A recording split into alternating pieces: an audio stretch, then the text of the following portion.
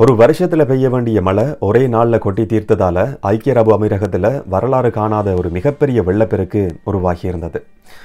75 வருஷங்கள்ல முதல் தடவையா இந்த அளவுக்கு மிகப்பெரிய ஒரு வெள்ளப்பெருக்க ஐக்கிய அரபு அமீரகம் எதிர்நோக்கி இருக்கு. ஓமான்லையும் துபாயிலையும் இதுவரைக்கும் 20 பேருட உயிர்கள் காவு கொள்ளப்பட்டிருக்கு. மக்களோட இயல்பு வாழ்க்கையே முடங்கி போயிருந்தது. பாடசாலைகள் மூடப்பட்டிருந்தது. மக்கள் வீடுகளை விட்டு வெளியில வர முடியாத சூழல் உருவாகி இருந்தது. விமான நிலையம் ஸ்தம்பிதம் அடைஞ்சிருந்தது. இதனால விடுமுறைக்காக போன சுற்றுலா பயணிகள் மிகப்பெரிய ஒரு நெருக்கடியை இப்ப வரைக்கும் எதிர்நோக்கி வராங்க. இவ்வளவுக்கு காரணமான இந்த வெள்ளப்பெருக்கு எப்படி ஏற்பட்டது? இயற்கையா பெய்த மழைதான் துபாயிட வெள்ளப்பெருக்குக்கான காரணமா, இல்லாட்டி செயற்கையா உருவாக்கப்பட்ட மலை வீழ்ச்சி தான் இந்த வெள்ளப்பெருக்குக்கு காரணமான்ற கேள்வி இன்றைக்கு பலர் மத்தியிலேயும் ஏற்பட்டிருக்கு. இதை பற்றி தான் இந்த வீடியோவில் பார்க்க போறோம். விளக்கமா பார்க்கலாம். வணக்கம், நான் கிருஷாந்த் ராஜ். கடந்த 75 வருஷங்கள்ல துபாய், ஐக்கிய அரபு அமீரகம் இந்த மாதிரியான ஒரு வெள்ளப்பெருக்கை எதிர்நோக்குனதே கிடையாது.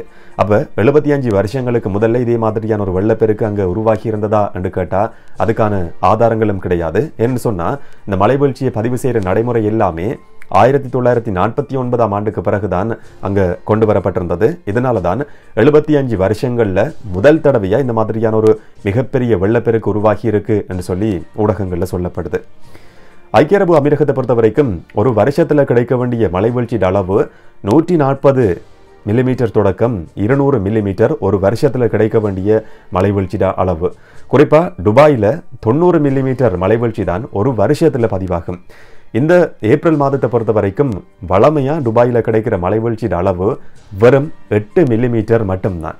ஆனா ஒரே நாள்ல செவ்வாய்க்கிழமை மட்டும் 260 மில்லிமீட்டர் மழை வீழ்ச்சி துபாயில பதிவாகி இருக்கிறது தான் இந்த வரலாறு காணாத வெள்ளப்பெருக்குக்கான மிக முக்கியமான ஒரு காரணம். இதனால மக்களுடைய இயல்பு வாழ்க்கை ஸ்தம்பிதம் அடைஞ்சிருந்தது. ஓமான்ல 19 பேருடைய உயிர்கள் காவு கொள்ளப்பட்டிருந்தது. துபாயில 70 வயதான ஒரு நபர் உயிரிழந்ததா சொல்லப்பட்டிருந்தது. இதெல்லாமே உறுதிப்படுத்தப்பட்ட தகவல்கள். 20 பேருடைய உயிர்கள் இதுவரைக்கும் காவு கொள்ளப்பட்டிருக்கு. 1400 பேர் ஓமான்ல உள்ளக ரீதியிலேயே இடம்பெயர்ந்திருக்கிறாங்க. பாதுகாப்பான இடங்கள்ல தங்க வைக்கப்பட்டிருக்கிறாங்க. பாடசாலைகள் மூடப்பட்டிருந்தது. விமான நிலையம் ஸ்தம்பிதம் அடைஞ்சிருந்தது. குறிப்பா ஐக்கிய அரபு அமீரகத்திட தலைநகர் அபுதாபியையும் துபாயையும் இணைக்கிற அதிவேக நெடுஞ்சாலை மூடப்பட்டிருந்தது. இந்த அளவு மிகப்பெரிய ஒரு நெருக்கடி துபாயில் உருவாகி இருந்தது. குறிப்பா விமான நிலையம் ஸ்தம்பிதம் அடைஞ்சிருந்தது. அது சம்பந்தமான காட்சிகளை நீங்க சோசியல் மீடியால சில நேரங்களில் பார்த்திருக்கலாம். உலகத்திலேயே பரபரப்பான விமான நிலையங்களோட பட்டியல்ல வரிசையில 2வது இடத்துல இருக்கிறது தான் துபாய் விமான நிலையம். அமெரிக்காட அட்லாண்டா விமான நிலையத்துக்கு பிறகு 2வது இடத்துல உலகத்தில பரபரப்பான விமான நிலையம் எதுன்னு கேட்டா இந்த துபாய் விமான நிலையம் தான். 300க்கும் அதிகமான விமான சேவைகள் ஒரு நாள் நேற்று மட்டும் ரத்து செய்யப்பட்டிருக்கு. 400க்கும் அதிகமான விமான சேவைகள் தாமதம் அடைஞ்சிருக்கு. இப்ப படிப்படியா விமான நிலையத்தில செயற்பாடுகள் வளமைக்கு கொண்டு வரப்பட்டதா சொல்லப்படுது. கிட்டத்தட்ட 10 மணித்தியாலம் தொடக்கம் 30 மணித்தியாலங்களுக்கும் அதிகமா விடுமுறைக்காக சுற்றுலாவுக்கு போன வெளிநாட்டு பிரஜைகள் விமான நிலையத்திலேயே தஞ்சமடைய வேண்டிய சூழல் கூட உருவாகி இருந்தது. எப்படி மிகப்பெரிய நெருக்கடியை இந்த துபாய் வெள்ளப்பெருக்கு ஏற்படுத்தி இருந்தது. ஆனா இது இயற்கையானதா செயற்கையானதா? இந்த கேள்விக்கான பதில் தான் இப்ப பலராலையும் தேடப்பட்டு வருது. குறிப்பா கிளவுட் சீடிங் என்று சொல்லப்படுற ஒரு விதமான நடைமுறை 1940களில் உருவாக்கப்பட்டிருந்தது. இது அமெரிக்கா, சீனா உட்பட 50க்கும் அதிகமான நாடுகளில் இப்ப நடைமுறையில இருந்து வருது. இந்த கிளவுட் சீடிங் சொல்லப்படுறது செயற்கையா மழையை உருவாக்குறதுக்கான ஒரு விதமான நடைமுறை. குறிப்பா ஐக்கிய அரபு அமீரகம் மாதிரியான மலை வீழ்ச்சி குறைஞ்ச நாடுகள்ல இந்த நடைமுறை பின்பற்றப்படுது. பல தசாப்தங்களாகவே துபாயில இந்த செயற்கை மலை வீழ்ச்சி உருவாக்குறதுக்கான கிளவுட் சீடிங்ன்றது முன்னெடுக்கப்பட்டு வருது. பெருந்தொகையான பணத்தை இதுக்காக செலவிட வேண்டியிருக்கு. குறிப்பா இந்த கிளவுட் சீடிங் முன்னெடுக்கப்படுறது எப்படின்னு சொன்னா, சிறிய ரக விமானங்கள் மேக கூட்டங்களுக்குள்ள அனுப்பப்படும்.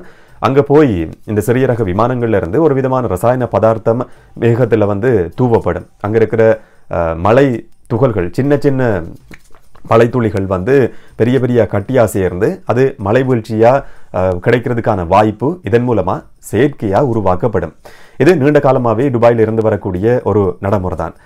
இப்ப இந்த நடைமுறை காரணமா தான் இந்த வெள்ளப்பெருக்கு ஏற்பட்டதா என்ற கேள்வியை சர்வதேச ஊடகங்கள் கூட முன் வச்சிருக்கிறத பார்க்க முடியுது.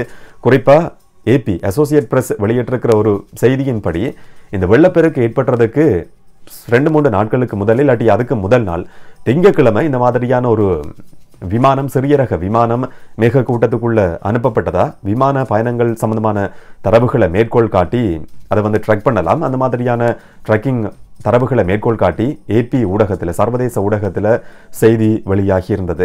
கிட்டத்தட்ட 6 தொடக்கம் 7 சிறிய ரக விமானங்கள் இப்படி அனுப்பப்பட்டிருக்கிறதுக்கான வாய்ப்பு இருந்ததாகவும் இன்னும் சில செய்திகளில் சொல்லப்பட்டிருந்தது.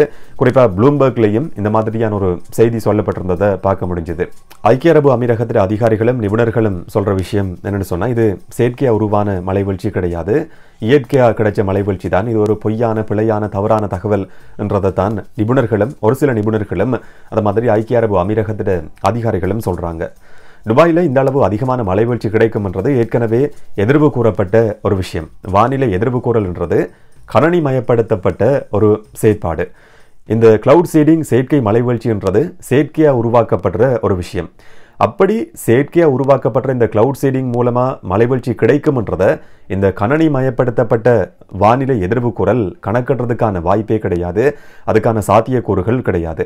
ஆனால் வரலாறு காணாத அளவுக்கு ஒரு வெள்ளப்பெருக்கு ஏற்படும்ன்றதை ஏற்கனவே கணனிமயப்படுத்தப்பட்ட கட்டமைப்பு எதிர்வு கூறியிருந்தது. இதனால் இந்த கிளவுட் சீடிங் மூலமாக, செயற்கை மலைவீழ்ச்சி மூலமாக தான் இந்த வெள்ளப்பெருக்கு ஏற்பட்டதுன்ற காரணத்தை ஏற்றுக்கொள்ள முடியாது. அப்படியே செயற்கை மலைவீழ்ச்சி இதுக்கு காரணமாக இருந்தாலும் கூட இந்த அளவுக்கு வெள்ளப்பெருக்கு ஏற்பட்டிருக்கிறதுக்கான வாய்ப்பே கிடையாது. குறிப்பாக பஹ்ரைன், ஓமான்ல வரைக்கும் வெள்ளப்பெருக்கு உருவாகி இருக்கு. துபாயில் தான் இந்த செயற்பாடு முன்னெடுக்கப்படும். துபாயில் கிளவுட் சீடிங் நடத்தப்பட்டு ஓமான் வரைக்கும் வெள்ளப்பெருக்கு ஏற்படும்ன்றதுக்கான வாய்ப்பே கடைசி வரைக்கும் கிடையாதுன்றது அதிகாரிகள் சொல்லக்கூடிய, நிபுணர்களும் சொல்லக்கூடிய ஒரு விஷயம். இந்த அளவு அதிகமான மலைவீழ்ச்சி கிடைக்கும் என்று சொல்லி வானிலை எதிர்வு குரல்ல சொல்லப்பட்டிருக்கிற பின்புலத்தில் எதுக்காக அதிகமான பணத்தை செலவு செய்து கிளவுட் சீடிங் செய்யணும், செயற்கை மலைவீழ்ச்சியை ஏற்படுத்தணும் என்ற கேள்வியும் கூட ஐக்கிய அரபு அமீரகத்தில் அதிகாரிகளால் முன்வைக்கப்பட்டிருக்கிறதா ஊடகங்களில் செய்திகள் வெளியாகி இருக்கு. ஆனால் இந்த மாதிரியான கதைகள் ஊடகங்கள் வரைக்கும், சர்வதேச ஊடகங்கள் வரைக்கும் இப்போ வரைக்கும் பேசப்பட்டு வாரதை பார்க்க முடியுது.